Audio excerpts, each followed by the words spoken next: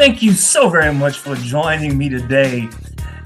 The secrets of the Amsterdam Motherhouse are finally out. In this breakdown of the Puzzle Palace and the season finale of the 752, I'll be discussing the shocking truth about Doris, Guy's true heritage, and Helen's ultimate sacrifice. I'll be unpacking the Revenant project, Jasper's fate, and what that final cliffhanger means for season 2. So join me as I break it all down and find these buttons.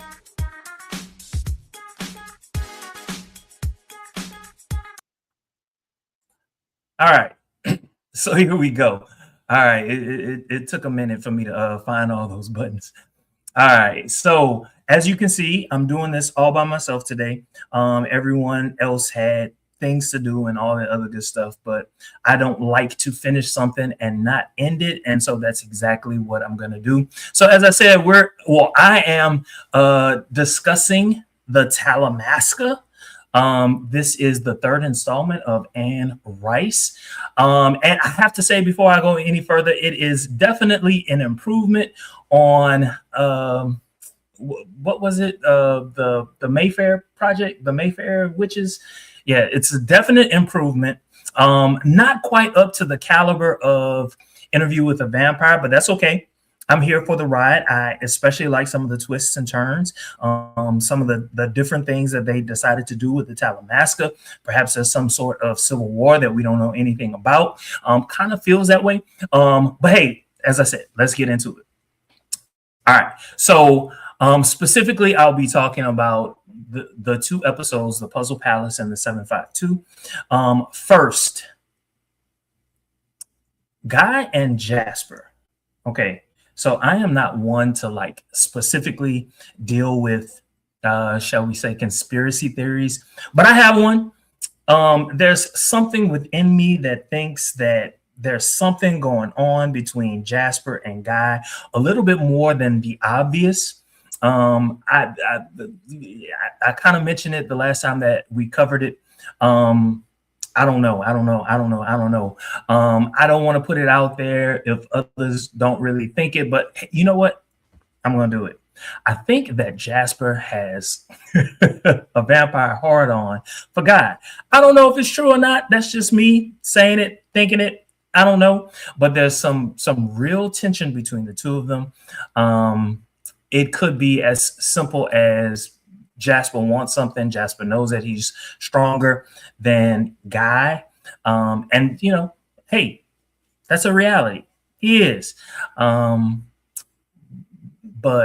I don't know. There was some underlying tension between the two of them that I just can't put my finger on. But anyway, Jasper tries to turn Guy into a vampire, but at the very last minute, Doris saves him. Now, the question we've got to ask ourselves is, how is it that Doris is able to find herself there and to save Guy? What is so special, so important to Doris as it relates to Guy? She probably can't put her finger on it. I'm in the camp. I've been in the camp for some time now. That the two are related. Anyway,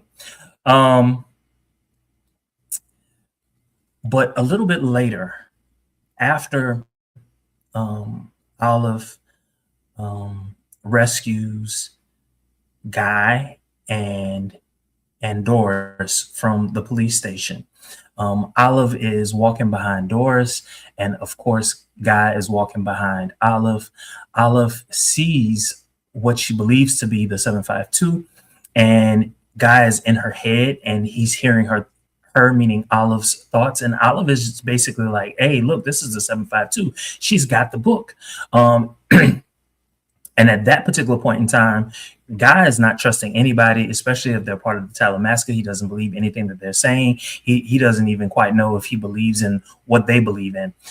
So anyway, he decides to, I don't know, kind of, I guess, get Olive to change her thought patterns.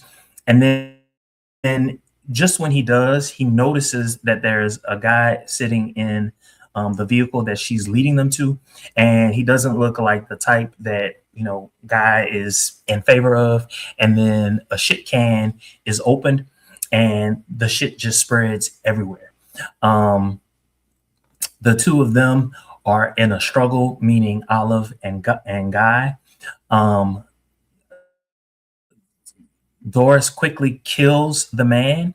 And, we're thinking, hey, maybe she picked something up real quick. We don't really get to see it. And then all of a sudden, it's revealed that Doris is a vampire. My Lord God.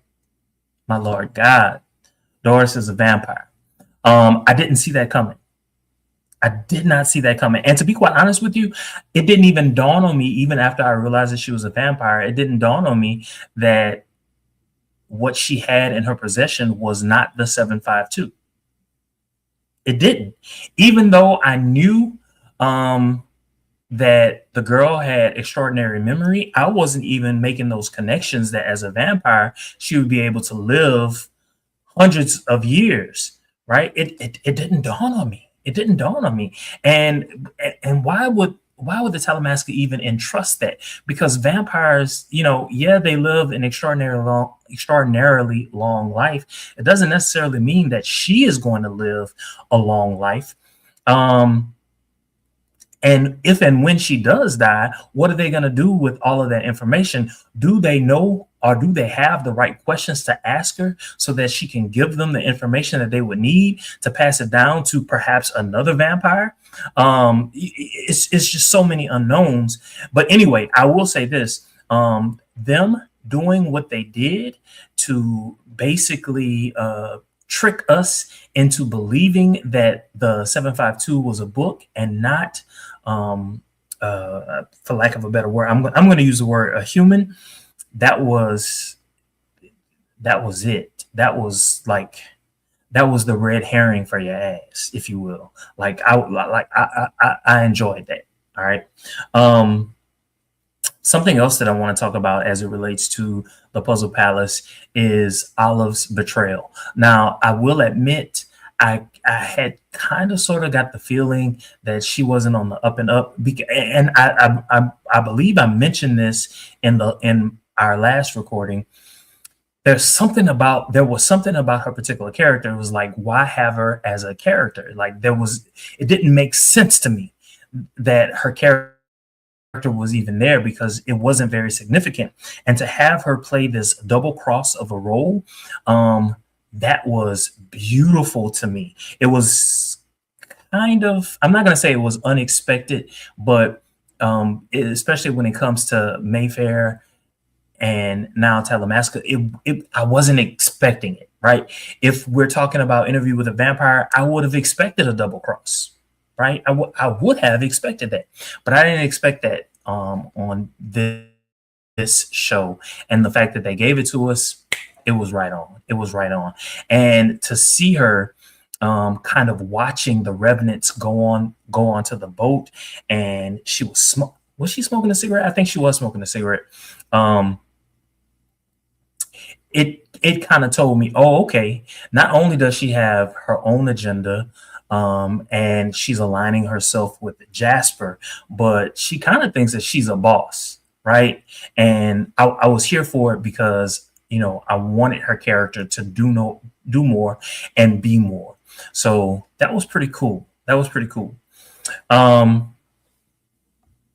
will also admit, okay, so when Jasper decides that he wants to meet with Helen, he makes Helen meet him at at the peep show. This old frail woman is going to this place, and he's, okay, so I would have loved to have seen a guy like actually dancing half naked. Give me something. In Interview with a Vampire, we saw it. I wanted to see it, especially since we haven't seen it, Let me see it. We ain't get to see it, but I mean, um, again, very similar to Jasper and Guy, um, Helen and Guy. You know what? It's starting to make me think something. Only I'm saying it right now, and it's making me think that perhaps, um, in order for Guy to get the information that he gets, he links with people, um, more than just telepathically, but maybe empathically, and it forces, um, feelings out of the two people, out of him and whoever it is that he's trying to get information from. So that kind of sort of, at least in my mind, it kind of makes sense. I thought it, and so I needed to get it out. All right. Um. All right. Now, I do want to talk about the fact that so we kind of saw how Helen was made. It was through the blackmail of a vampire, and that particular vampire was very weak. Um, and so it made Helen even weaker than him, which, from the perspective of the Talamasca, that kind of made sense. Okay, so they don't really, they didn't want her to leave, right? They wanted her to always be around, but at a certain point, every person wants their freedom. Um, and so, of course, she did. She got her freedom. She found her way out. Um, she found the witches, and she found Kevis. Kevis became like her daughter, her child. And that makes sense to me. That makes sense to me. I guess the question for me is, I do realize that, I think even I said that perhaps, um, Guy is Doris's child, but there is a possibility that Helen could be Guy's mother. There's a possibility of that. Why Helen would put her only son in that situation, I don't know. Um, why would Doris decide to give him up? Um, Perhaps she felt the Talamasca wouldn't approve. Maybe his father had a gift obviously before she turned, um, and she made it with someone in the Talamasca, and she was trying to keep that a secret. Maybe that might be something that we see in season 2. Um, I think odds are that, Doris is Guy's mother. Odds are that. All right. Now, the fact that, I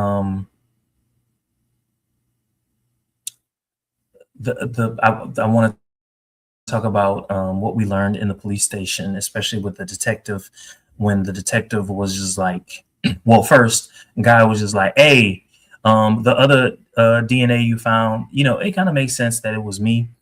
It makes sense that it was me because, he looked at, he looked at Doris. I kind of think that Guy likes Doris. At that particular point in time, I really do. I think he liked Doris. And he didn't want to admit that he had sex with Kevis. Or he just didn't want to admit, to Kevis's mom that he had sex, with Kevis.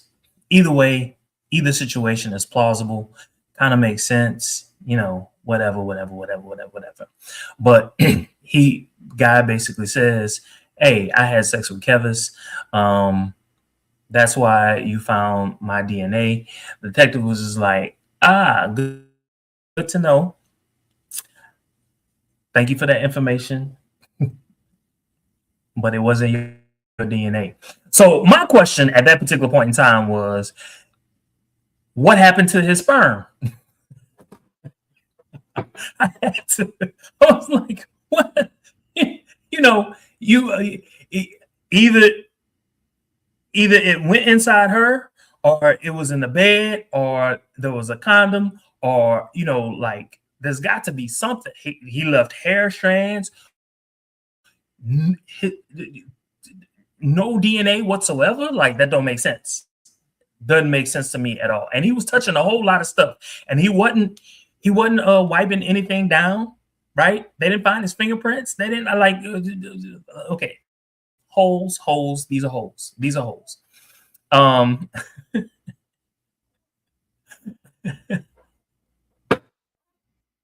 um, all right.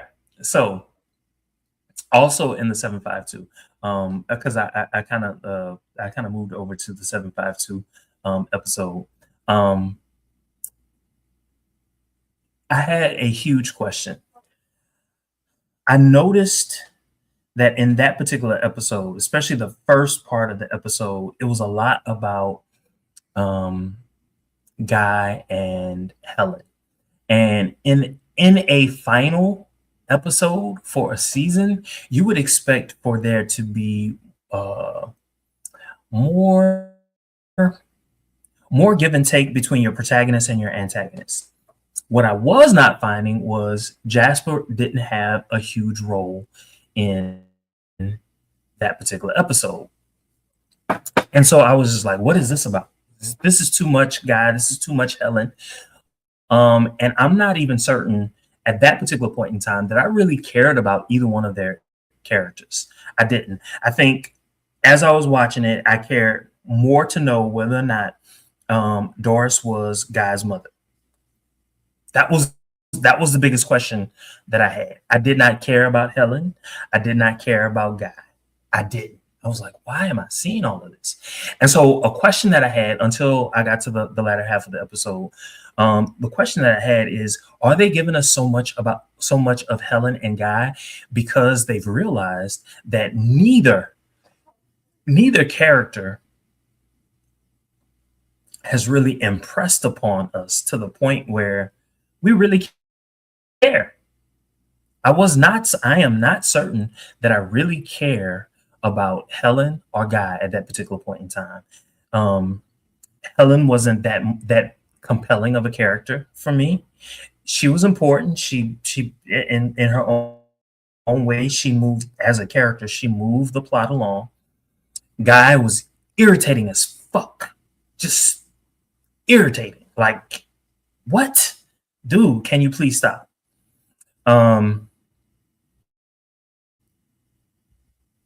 and then we get to the end of the episode. At the end of the episode is where I realized, whoa, what's going on? They introduced Houseman in that episode. They introduced Houseman, and I believe at one point there was like a flashback. Right, there was a flashback of Houseman, and kind of showed us, that he has like a routine. He's kind of pathological in that way. There's a routine in how he handles things. He will basically say, hey, I've caught you doing something that's illegal or against the rules. In this case, as far as this episode is concerned, he was just like, hey, you broke the rules of the Talamasca. That's a big no-no, my dude. And in order for you to like kind of work your way out, I need a favor from you. I'll clean up your mess if you help me out. And basically, he meaning Jasper, he has to turn all of these humans into vampires.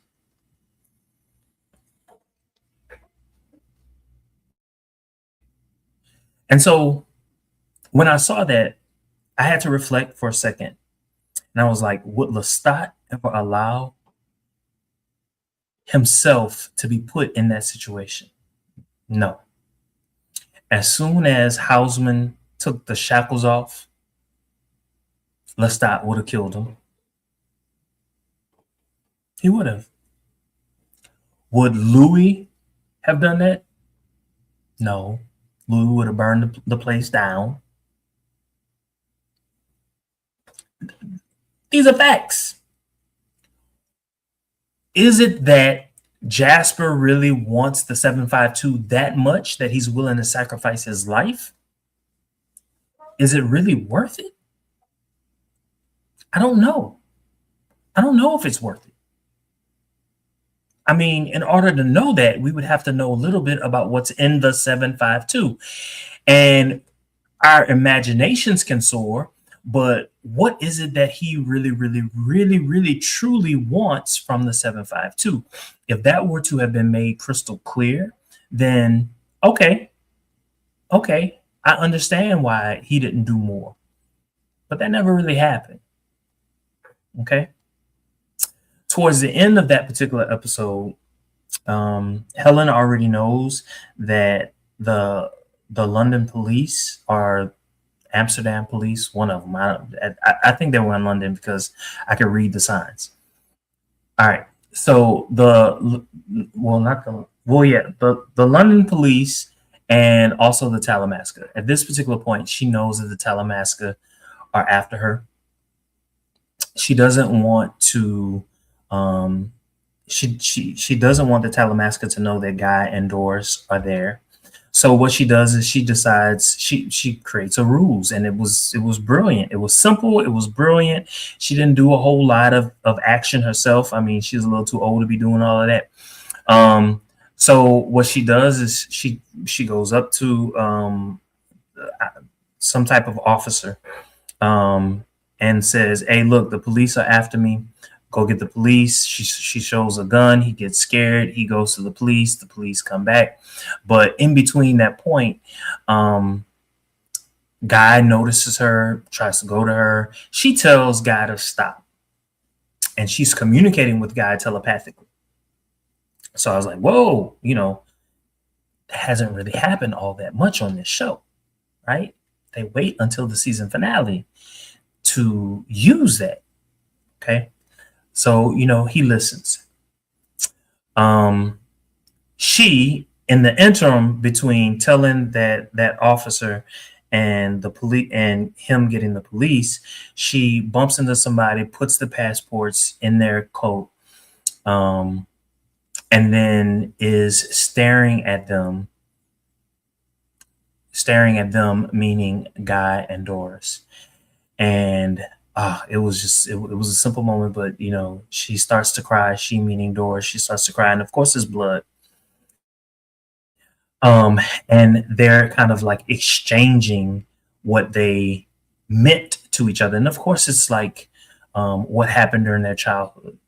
But it's this recognition that both of them know who the other is, and it was touching. But it was you almost want to say, "No, get on the train." Something. No, you want something to happen, but it can't. Logically, it can't. It can't happen, right? And then Helen then turns to Guy, and there's some level of affection that is shown between the two of them. And she also she shows him where their passports are. And of course, after that scene, he gets the passports, and they go off. It was a touching scene. Now, was it climactic? I don't know if it was climactic or not. It just, I don't know. I don't know. Probably the most climactic part of that particular episode for me was when Jasper killed. I'm gonna call him the fake head of the mother house of the Talamasca. When he killed old dude, he was just like, "Who are you? You're like a flea bouncing off the dick of what do you say, of a mighty tsunami?" I don't know, but I was like, damn. Somebody gonna tell you that you a flea bouncing off of my dick. You're a flea bouncing off of my dick. That's like the biggest chin check in the world. You're a flea bouncing off my dick. Mm. Later in the episode, Doris turns to Guy and she basically says, I know where your mother is. And so the question is, okay, are you my mother or is some other woman my mother? Who is Guy's mother? Who? Is she a witch? I don't know. I don't know. Could be. Could be someone else. Could be a witch, which might explain his powers. Who knows? Could be that, as I said before, before she got turned, meaning Doris, before she got, or Emma/Doris got turned, she made it with someone in the Talamasca who had powers. I don't know. I literally don't know. I don't know. But here's my question, or here are my thoughts. Is the Talamasca this neutral/benevolent society? Is it a neutral society, or is it our bad guys? I don't know. I don't know. And the reason I say I don't know is because Helen did everything that she did, and she's operating within the Talamasca. It seems as though there are people within the Talamasca who are doing things as normal, oblivious to what's happening, especially as it relates to the 752, because as far as anyone is concerned or knows, the 752 doesn't even exist. The Talamasca lost all of their history. But there seems to be people in the upper echelons of the Talamasca that know about the 752. And so if the people in the upper echelons of the 752 know about the Talamasca, know about the 752, then does that make the Talamasca an evil organization? And if it is an evil organization, then is this show all about righting the ship, exposing all of those who have done wrong to so many others? I mean, let's face it, they have killed humans and made them vampires. The Talamasca have killed humans and made them vampires. Does that make them evil? I don't know. And then another question that we have to ask ourselves, especially since Olive is in the picture, and she now has control of that one Revenant. Remember, she only has control of one Revenant, and she might be able to control that one Revenant, but is she going to stop there? What's going to happen? What now is Olive's role, especially since the 752 have been found? Because remember, Houseman has his eyes on Doris, and Houseman wants to know who Doris will lead them to. Okay. And then another question is whether the detective, I believe the detective's name is Ridge, whether the detective will become part of the Talamasca and or will be helping the Talamasca vis-a-vis Helen with whatever comes next.